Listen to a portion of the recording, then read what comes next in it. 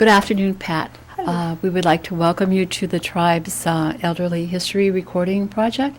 And we'd like to begin by asking you your full name, and then I'd like to have you spell it for us so that the gentlemen get it right on your videotape. Okay. My full name is Patricia Lois Lassie. Last name spelled L-A-S-S-I-L-A. Maiden name is Powless. P-O-W-L-E-S-S. And your birth date and where you were born? April 3rd, 1949, and I was born at Green Bay. I'm trying to think of the hospital. Bellin Hospital. Bellin Hospital. Okay.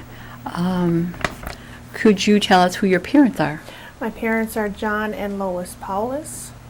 And your mother's maiden name? My mother's maiden name is Moore. All right. Do you have any sisters and brothers? I have 4 brothers and 1 sister. Would you like to give us their names from the oldest to the youngest? Okay, the oldest would be John Powless.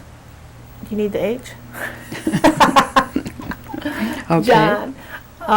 Myself, I'm the second oldest. I have a brother named David Powless, Dale Powless. Oh wait, I'm sorry, it would be Mark Powless, Dale Powless, and Michelle Powless. Okay. Do you have children? Yes, I have 4 children of my own. My oldest child is Jada Lassie Patron.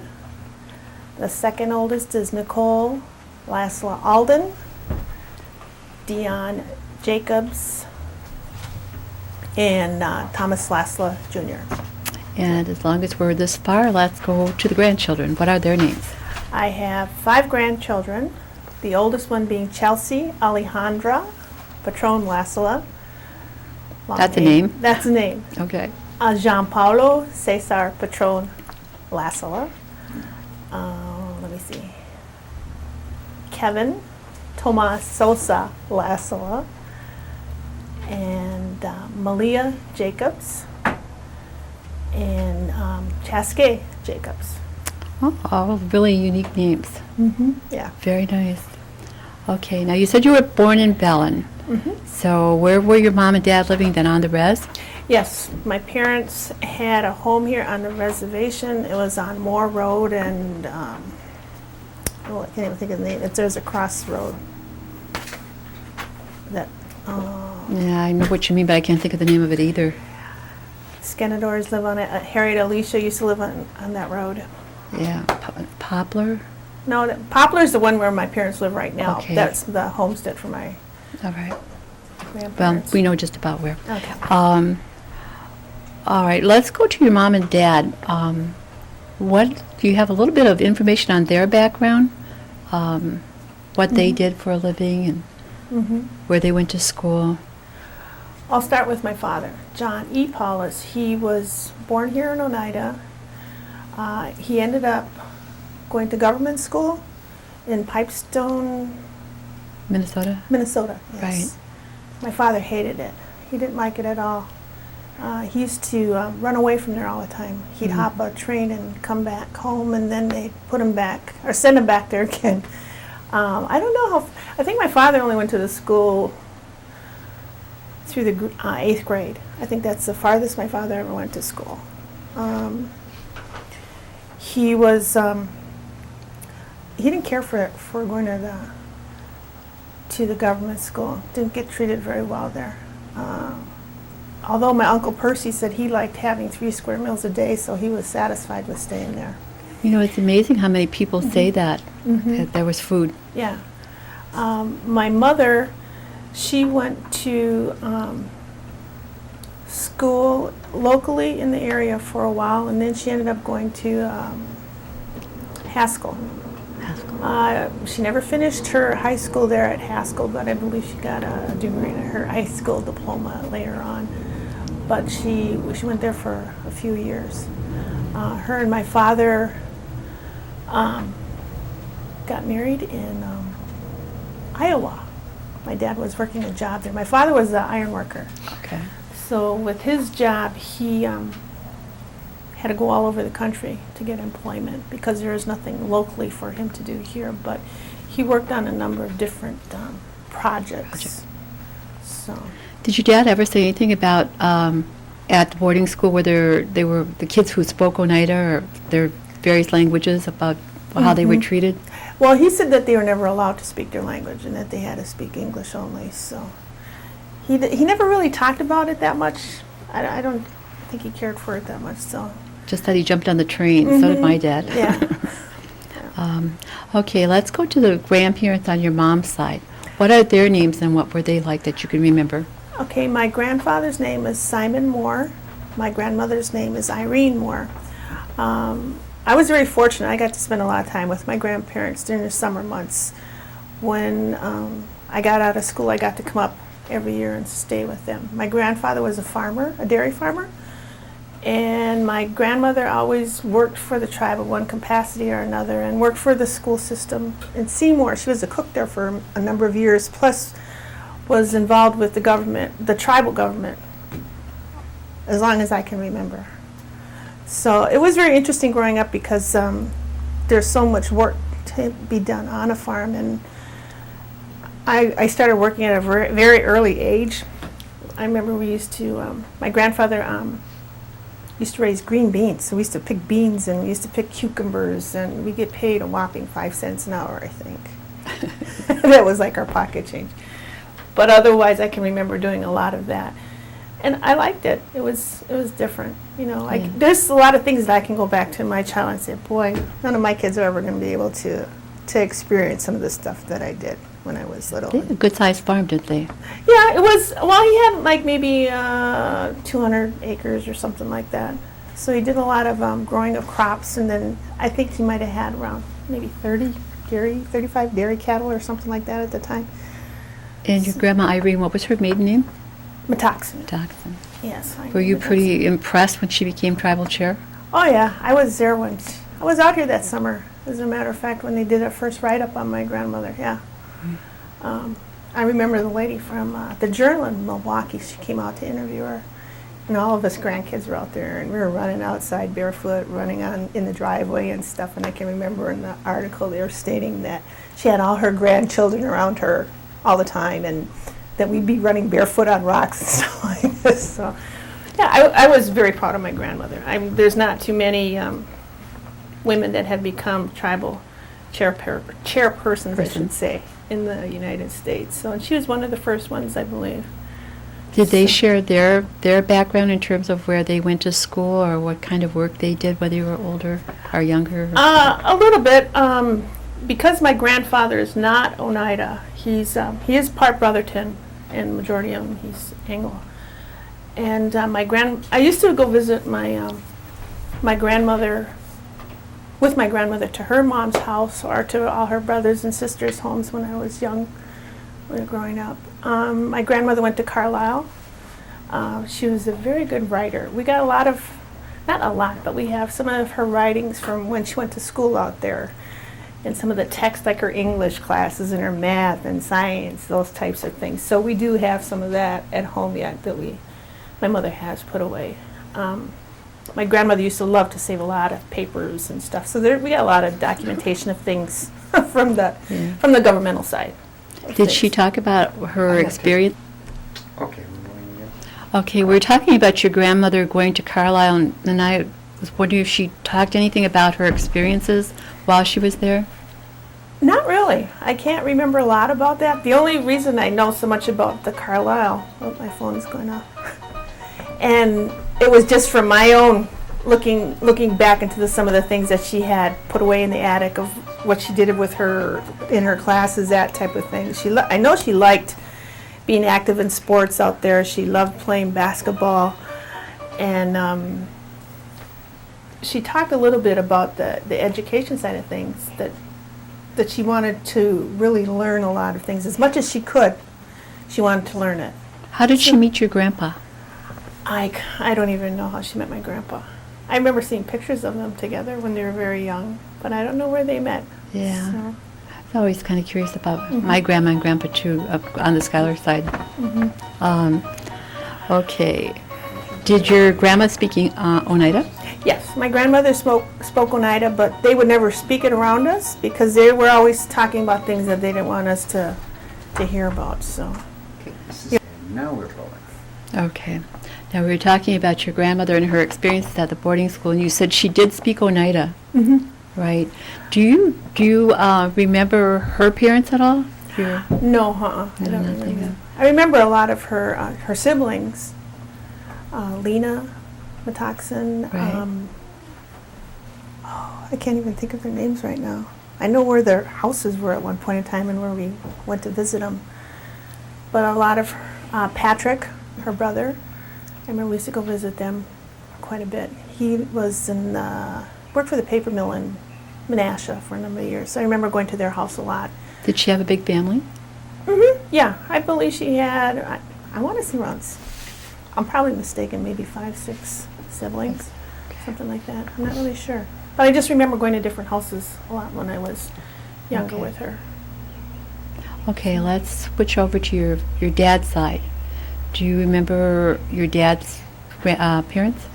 No, I believe my dad's father died just before I was born or right after I was born, so I have, the only things that I know about my grandfather was something my dad might have told us when we were growing up and the different things that he had done, so. Now, your dad, is he related to Percy Powless? Yes, him and Percy are brothers. Oh, they're brothers, okay. Mhm. And that's a fairly large family as well. Yes. Mm-hmm. Yeah. Anything about your grandma? My grandma Margaret lived out here. I remember one house not too far away from where their actual homestead is, where Percy lives right now. Right. I think there's a park there right now, but there used to be a home there one time, and I remember my grandmother living over in there. Okay. I can also remember that my grandmother always lived with one of her children year-round. She'd always go from one family to the next family, so. They trade her. Yeah, I think they all took turns having her live with her, so. Okay. Same with some of the siblings, too. Some of them would stay with us for a while. Remember my Uncle Mark, he used to live with us. When he got out of the service, he'd stay with us for a while until he was, because he'd be traveling around doing ironwork, too, with my dad, so it was not unusual to have a number of different people staying yeah. with you. I think it was pretty common with the Mhm. families, from what I Yeah. understand. Very extended. Yeah, yeah. Yeah. Which is kind of nice, actually. What about the grandparents? Did they do a lot of canning? My grandmother did. My grandmother, Irene, Okay. did a lot of canning. My grandma Did she- Margaret did. Okay. Did Irene work out at all? She worked out at the home? Mhm. Is it- yeah, she used to work for the school system. At Seymour? At Seymour, yeah. At She was a Seymour, cook okay. there. And then she did a lot of her own canning. She had her own garden. She always did the pickles and the tomatoes and corn. And I remember us having to clean the corn and freeze it, that type of thing, or actually can the corn. And a lot of berries, wild berries though, Berries, mainly yeah. like raspberries or even wild strawberries, that type of thing. There used to be some then. Yeah. Yeah. Did she harvest or gather any kind of Indian medicines? Mm-hmm. Yeah, she used to, when we'd get sick, if we were there during the summer months, I remember her going out in the woods and picking certain things for us she always seemed to make it in a tea, or if you hurt yourself, I can remember her always slapping some pine pitch on you. She'd get that and say, oh yeah, you got to use this. Or she had certain teas for certain things if you had acne problems. Number 6. Yeah. So, yeah, she did do that, but we never took an interest in what she did when she was going out and doing it, because we were too busy playing all the time, I guess. So I never really knew what, some of these things were. Or she'd actually go out and pick certain types of weeds where it's almost like a spinach of sorts, where she'd cook it up. And Yeah. Well, it was like a salad greens Mhm, almost. yeah. Yeah. Mhm. Yeah. Yeah. My grandpa used to call them pigweed, Yeah. and then yeah. dandelion greens. Mhm, Yeah. Yeah, I remember having that. She'd fry it like in salt pork grease or bacon grease, something Yeah. like that. Actually, it was pretty good. Yeah. Okay. Now, when you were a child and you grew up over in that area Mm-hmm. on Poplar Drive. Mm-hmm. Okay. We had a house over there, and it was a very small house. We had no plumbing. We had no running water. We had a pump that we used to pump water. and it was only like a 2-bedroom. It was very small. We had like a wood-burning stove in the house. I remember we did have a TV, though. When TVs first came out, we had a small black and white TV. But I can remember on the weekends when we'd take a bath once a week, and it was always in a big tub. Yeah. And then I got to go first all the time because I was a girl, so I got the clean water. Everybody else got dirty water. But I remember doing that a lot, where you having to heat up the water and you get ready to take your bath on Saturday nights, that type of thing. Because my father was an iron worker, and they had that, the government set up the relocation program, where they wanted to get all the natives off the reservation at one point in time, so they Right. relocate them to different places. My father was in a relocation program. I can remember I left the reservation very young. I did go to school out here briefly, maybe for a couple of years. I went to Chicago Corners, was a one-room schoolhouse. Yeah. And at the time, they didn't have no bus service or anything, so we used to get picked up by Isaiah Cornelius. Yep. He was the bus driver, I guess you'd call him. So he'd go around to different houses and pick up kids and take us to school, and then he'd pick us up and bring us back home again. Otherwise, we walked from school when it was nice out. But when it got in the winter months, we always had a ride. So I remember going to school there maybe 2-3 years, maybe at the most. And then I was what you'd call the urban Indian, where we went to, the first place they relocated us to was California. And 3 of my brothers and myself and my parents went out there. My brother David stayed with my grandparents. They pretty much raised him because of an injury he had when he was younger. He had fallen and hit his head on something, and he used to get these little seizures all the time. So they said a country setting would be best for him, so my grandparents pretty much raised him. So then we went out to California on a big relocation, and the first place they put us was in LA in an apartment, and I don't even think we stayed there a night, because they pulled down the beds. They used to have like what they call Murphy beds, I guess. They pull them out of the wall. Yeah. Pull them down, and there was nothing but cockroaches flying all over the place. So we didn't stay there very long. I think we actually ended up going to a hotel, but that was like a cross-country trip in a 57, Pontiac, I think it was at the time, with all our belongings in it. I mean, just stuff that, no furniture or anything, but it was, like pots bare and pans. necessities. Yeah. So I'll back up a little bit. I can remember when we were going across country, we used to have a hard time finding places to live because to stay at a hotel because we were Indians. So I do remember one place like that, and I think it was in Arizona.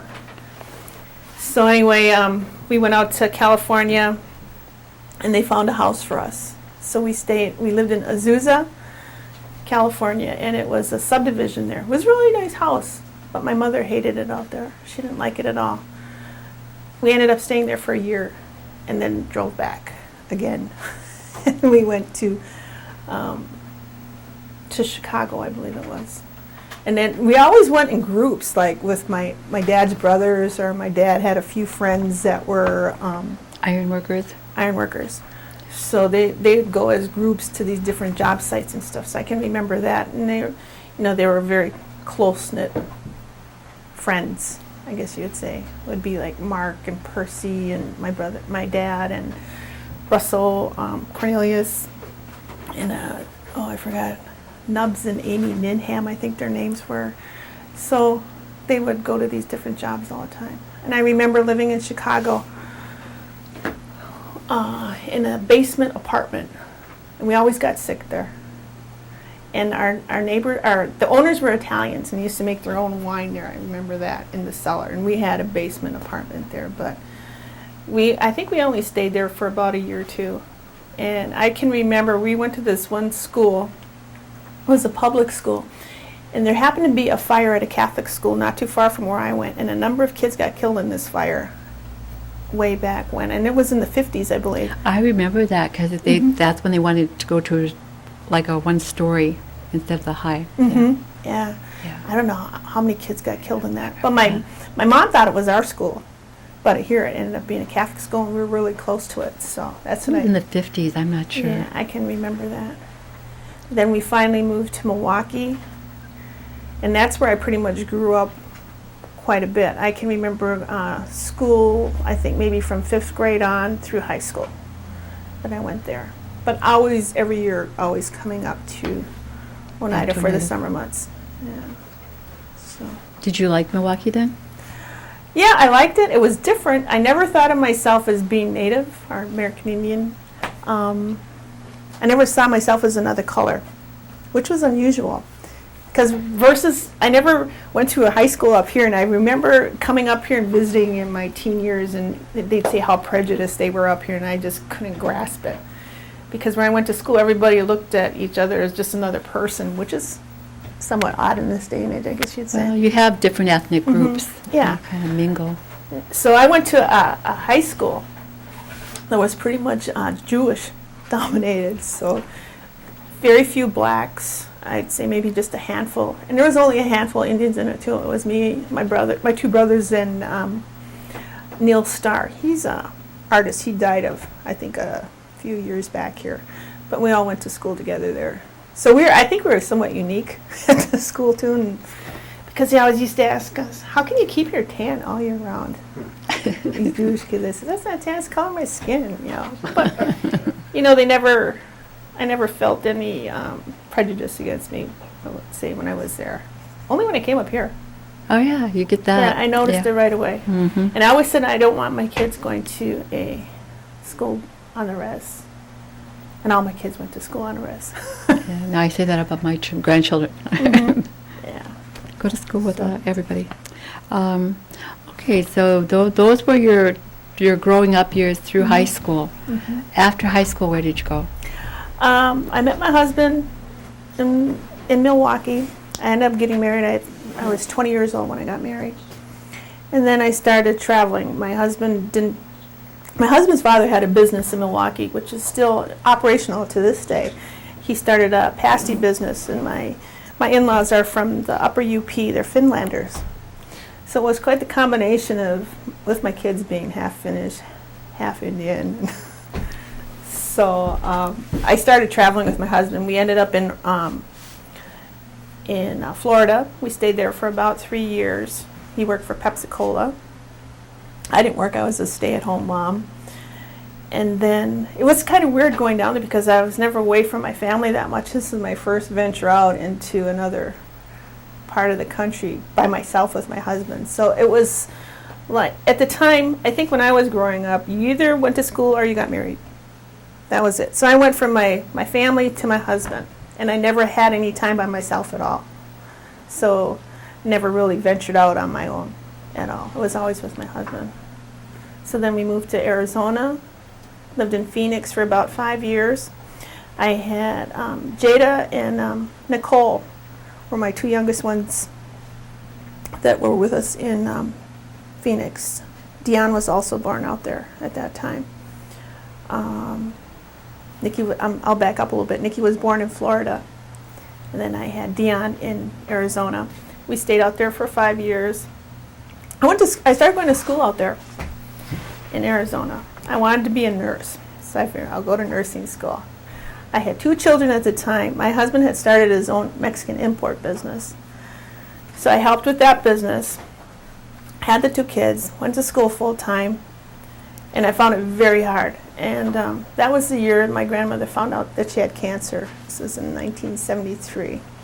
So she got very sick, and I had a hard time concentrating on going to school. I ended up dropping out and coming back home and spending time with my grandmother. My kids, my 2 older ones remember her a little bit, but they were very young when my grandmother got so ill. So I think after that, that's when I decided to move back here. I thought I'd never move back to Wisconsin, and especially back on a reservation. So, but my grandmother always told me, she said, "You'll be back here someday." And I would say, "No, I'm not." But she was right when she said that I would be back. So, yeah. She says wherever, it was really funny. She told me this when my daughter was born, Jada. She says, wherever your belly button falls off, that's where you're going to end up living at. And it was at her house, I guess, so that's where I ended up coming back to. So when my grandmother had passed on, My mother had moved up here at the time because she lived in Milwaukee too. So she moved back up here and my mother got ill. And because my grandfather's not Oneida, we had to have somebody tribal to stay in the house. Right. So my mom was up here for a number of years with my grandfather. And then when I came back here, we all lived together in the house. So it was me and my kids, my mom and my dad, and my sister at the time, and my grandpa. So it was pretty crowded. But anyway, my mom says, well, if you want to stay up here, you can have the house, but you got to take care of Gramps. I said, okay. And she says, and we'll get a trailer and we'll live right next to you. So that's how it was. I ended up moving in the house. My parents got a trailer. I took care of my grandfather till he passed. And I think I took care of my grandfather about maybe 7 or 8 years. Not really having to take care of him, but, Yeah. I remember him and Uncle John pretty good. Yeah. Out of all the places that you lived in, where did you like it the best? Where did I like it? I used to always say I wanted to move back to Phoenix. I liked Phoenix. I liked the climate. It wasn't as cold. It was warm. And I had three opportunities to move back there, but every time we were going to move back there, something happened. So I guess I wasn't meant to ever go back there. So, and now Phoenix is so big, I'd never want to live there. Yeah. Okay, we'll go back to then. Okay, after your grandparents passed away, then what did you do?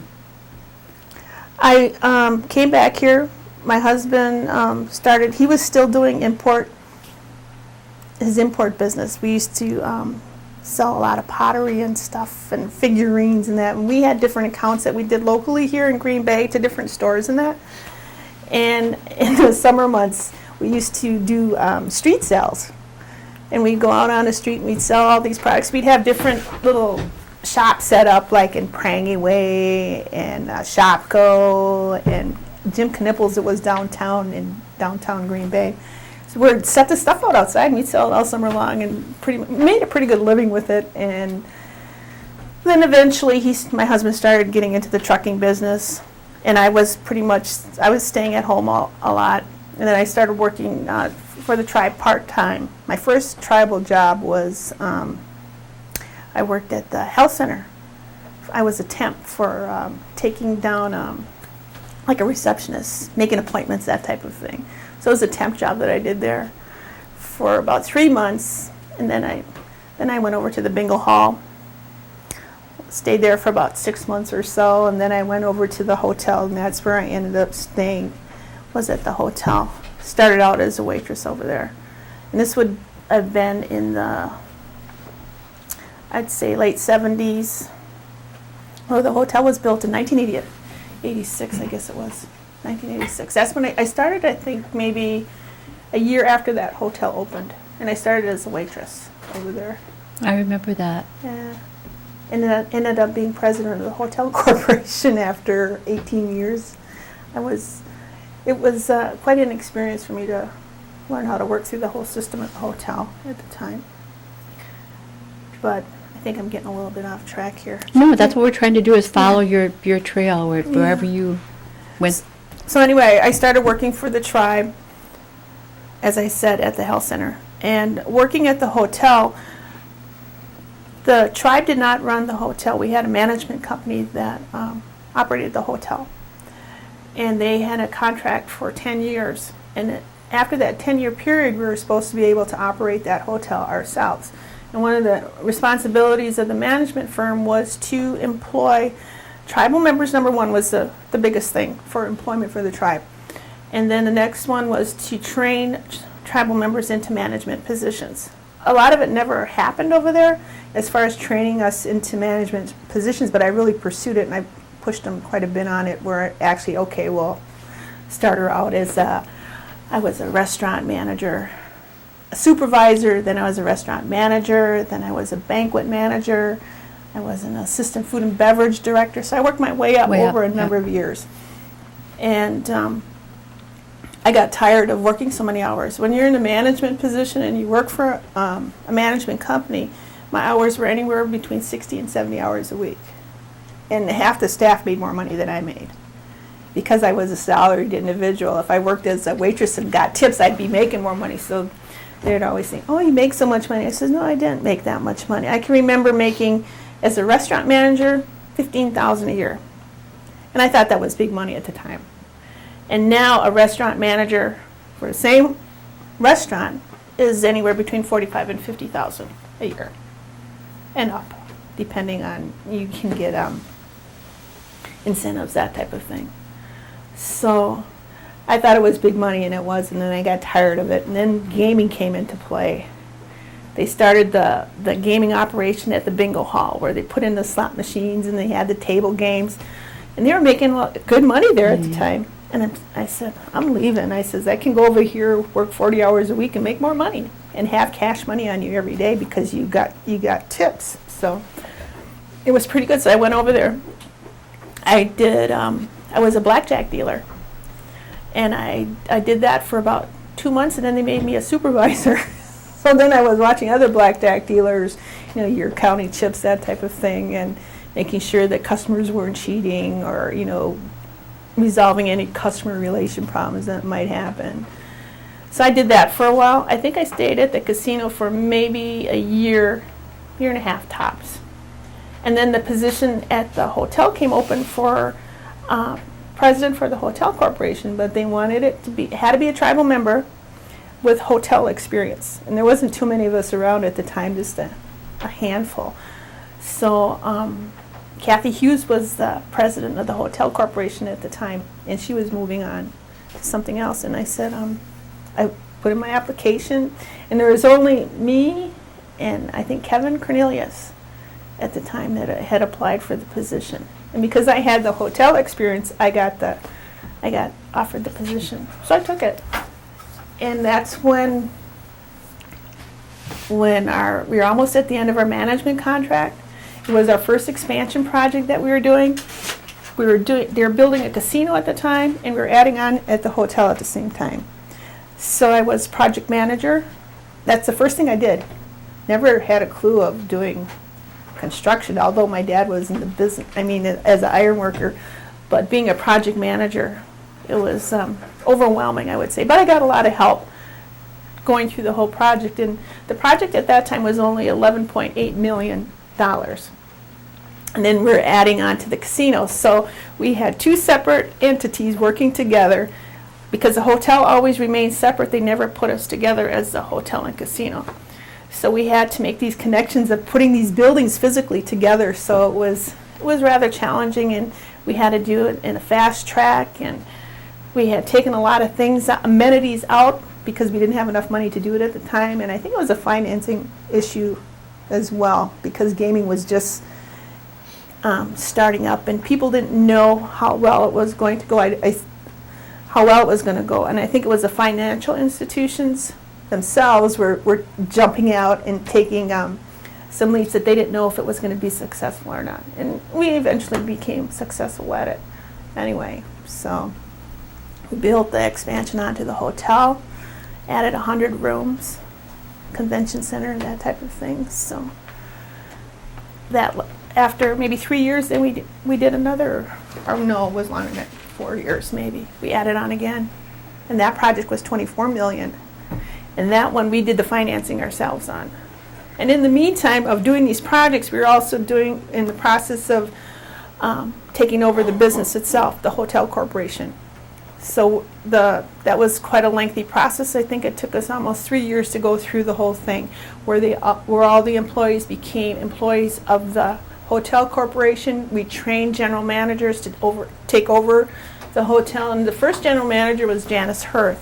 And she happened to be president of the hotel corporation at one point in time as well. So they had the management company train Janice to be the general manager of the hotel.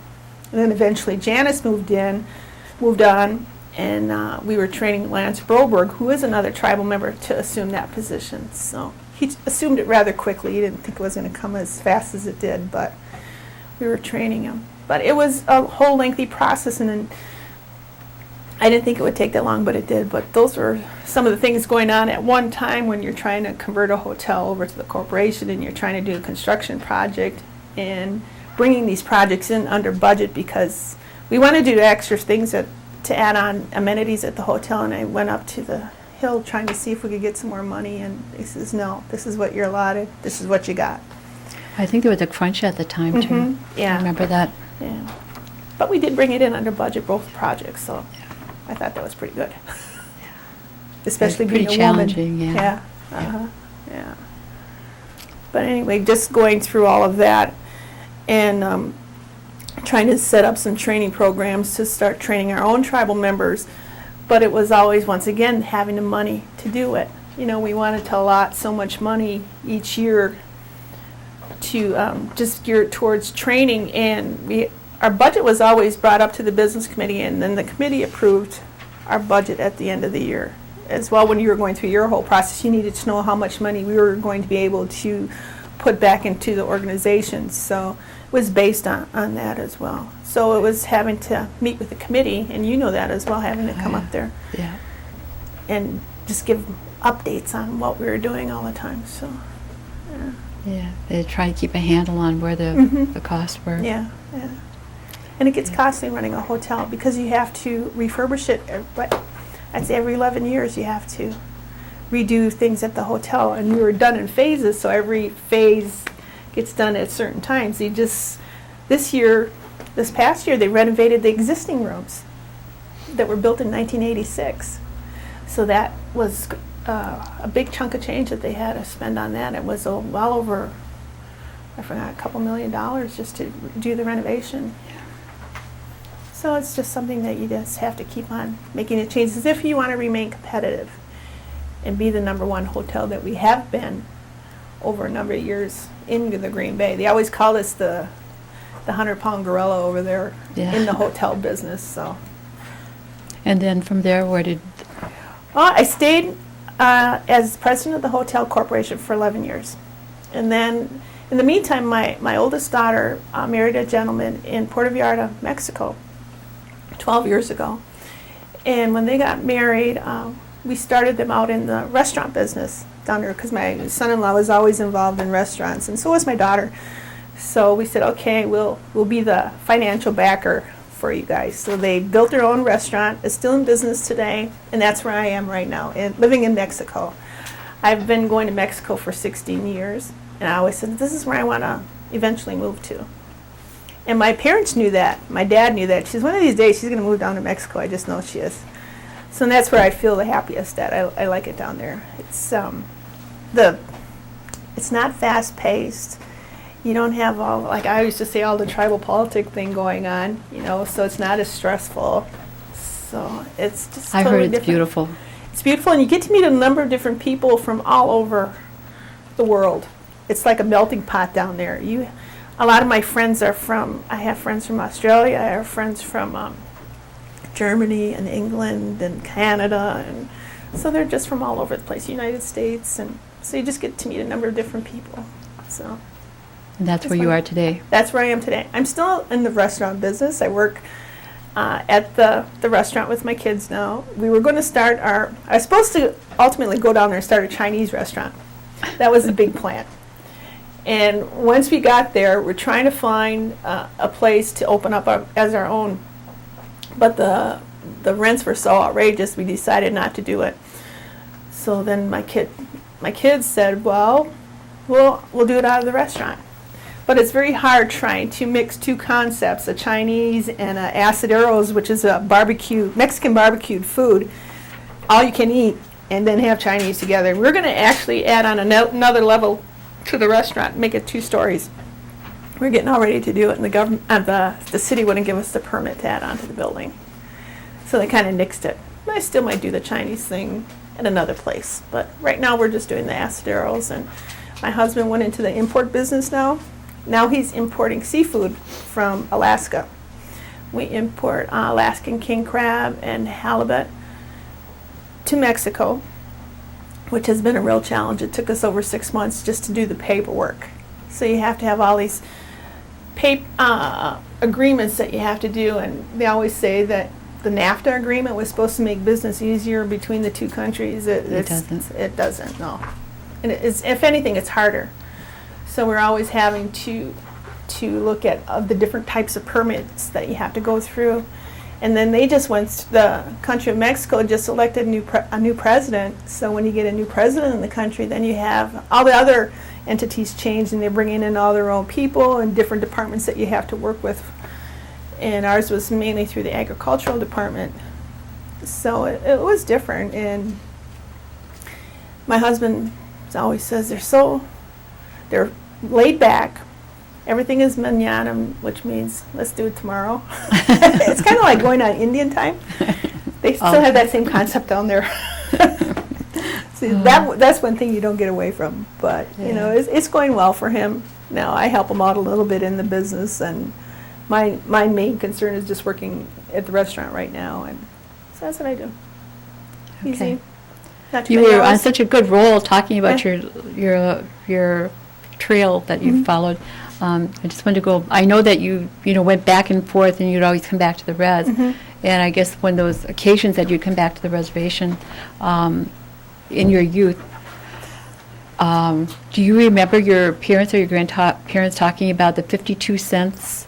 Oh, what they got from the government? Right. Yeah, and the broadcloth. Yeah. Thing. Yeah, I You remember that. Okay.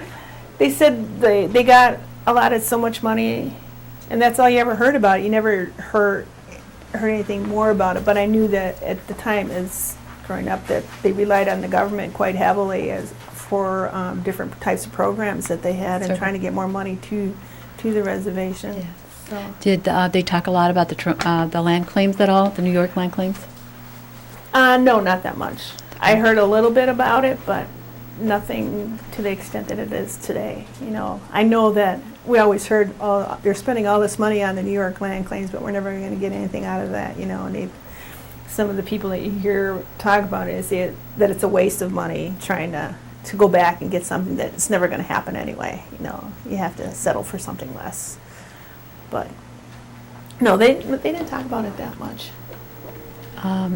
Now I know that your grandma and grandpa Moore belonged to the Methodist Church, so your family participated in all of the different holidays. Oh yeah. Yeah.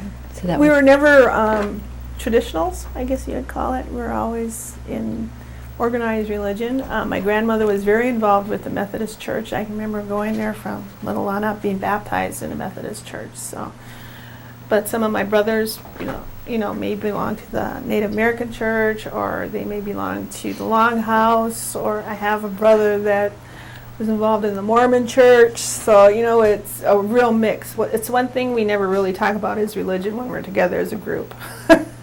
I can see why. Yeah, because everybody is different, So we we respect that of each Yeah. other. You do your thing, I'll do my thing. So. Okay. Did when you came back periodically, did they participate in Hoyan? Yeah. I remember the making of the donuts all the time, and going from house to house getting fruit or oranges and apples and donuts. Yeah. Okay. And my grandmother and my mother still does it to this day. With the Hoyan donuts. With the and stuff. And you get a few people that come over, not like they used to do. It was almost like Halloween, going trick or treating or something. It was. That's what I thought too when Yeah. we first moved out here. We have quite a big crew, about 30 people that go every year. Yeah. So. Okay. A couple kind of philosophical questions. What does it mean to you to be an elder? I look at, number one, I don't look at myself as being an elder. It's what you feel inside. I feel a lot younger than my age, so I never consider myself as being an elder. I'm grateful for all the benefits that you can get as an elder now in regards to whether it be housing, whether it be medical, things that we're able to do with the help of gaming dollars, which you were never able to do. I mean, you have the housing here, you can get apartments here. There's a number of opportunities that you can have living on the reservation, having the programs for the elderly here. Sometimes I don't think we realize how good we really have it, as far as the benefits that you can get being an elder for this tribe. And I think it's different with every tribe, but I'm glad to see that we're so concerned about, what is it, seven generations, Oni Aktiak.